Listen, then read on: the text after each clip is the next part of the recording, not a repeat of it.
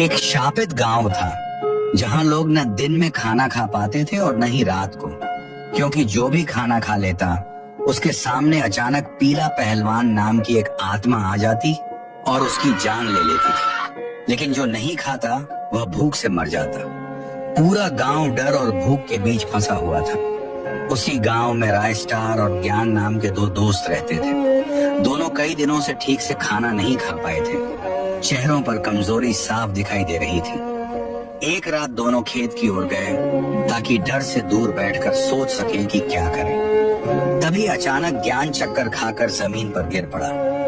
ज्ञान, उठ, क्या हुआ तुझे? रायस्टार घबरा गया।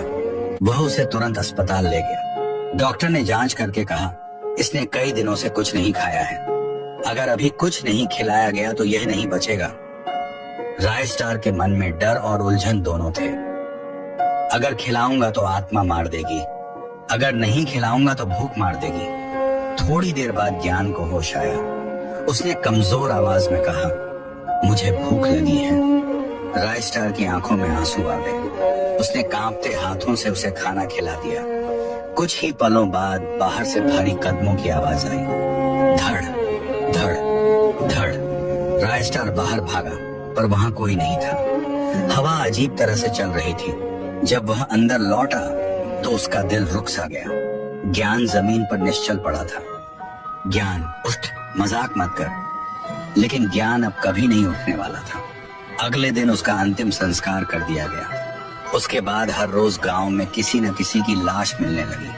आखिरकार एक दिन रायस्टार ने फैसला किया, डर डर कर जीने से अच्छा है सच का सामना करूं। उसने सबके सामने खाना खा लिया। अचानक आसमान काला हो गया। ठंडी हवा चली और उसके सामने पीला पहलवान की आत्मा प्रकट हुई।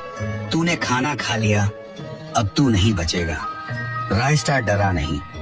मुझे मारने से पहले सच बता, तू ऐसा क्यों कर रहा है? आत्मा की आवाज धीमी हो गई। मैं कभी एक भूखा लड़का था। एक आदमी ने मुझे खाना देने का झांसा दिया, लेकिन उसने मुझे मारा। इतना मारा कि मेरी मौत हो गई। उसका नाम है व्हाइट 444। मैं उसे ढूंढ रहा हूँ। अगले ही दिन रायस्टार उस आदमी के घर पहुंचा। तूने एक मासूम को मारा था, आज उसका हिसाब होगा। गांव वालों की मदद से उस आदमी को सजा मिली।